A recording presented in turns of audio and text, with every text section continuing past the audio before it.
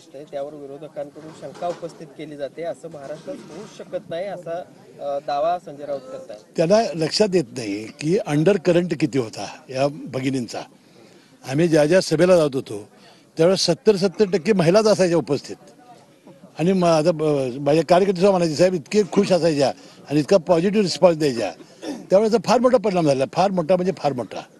कोल्हापूरमध्ये 10च्या 10 जागा महायुतीच्या आलेल्या आहेत। कोल्हापूरच्या या निकालाचं विश्लेषण कसं कराल? नाही, महायुती ही येणारच होती। वास्तविक हा फॅक्टर होताच। त्याशिवाय ज्या पद्धतीने प्रत्येक पक्षाने आपापले उमेदवार दिले, ज्या ज्या पद्धतीने ते रणनीती आखली त्याप्रमाणे या 10 उमेदवारांचा विजय झालेला आहे। सरकार स्थापनेसाठी आता आता काय अडचणच नाही ना। आता अडचणच काय राहिलेली नाही। आता सगळ्यात मोठा पक्ष भारतीय जनता पक्ष ठरलेला आहे।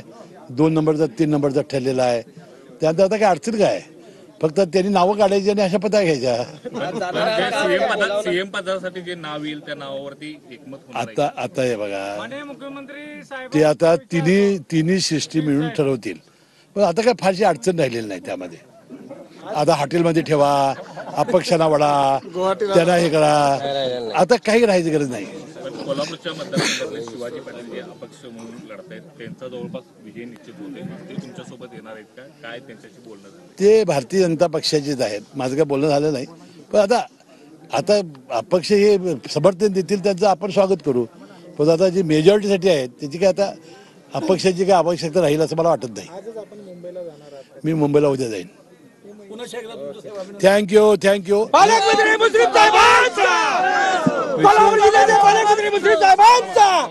यामध्ये एक वैशिष्ट्य असं होतं या निवडणुकीमध्ये, एक व्यक्ती कट कारस्थान आणि कपटी कारस्थान करून मला ईडी मध्ये अडकवून आणि मला अटक करून माझ्या कुटुंबियांना त्रास देऊन हे आमदार होऊ इच्छित होते।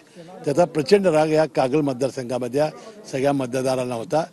त्याचा एक फार मोठा परिणाम या निवडणुकीमध्ये दिसून येतोय आणि निश्चितपणानं ज्या ज्या कारवाया त्यांनी केल्या, ज्या पद्धतीनं एकही चांगलं काम करण्याची, मी या पुढच्या काळात त्यांना चांगलं काम करण्याची सद्बुद्धी परमेश्वराने द्यावी अशी प्रार्थना करतो।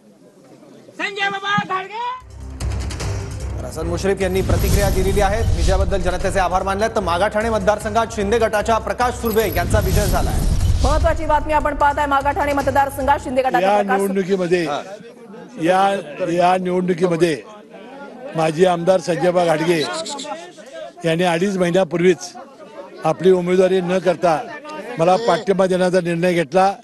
ते त्यांचे चिरंजीव अमरीश घाटगे आणि सर्व त्यांचे कार्यकर्ते यांनी हाडाची काढा रक्ताचं पाणी केलं। त्यांचाही मी मनपूर्वक आभारी आहे। त्यानंतर प्राध्यापक खासदार संजय मंडलिक हे महायुतीचे घटक होते, त्यांनी मला निवडून आणण्यासाठी प्रयत्न केले, त्यांचेही मी मनपूर्वक आभार मानतो।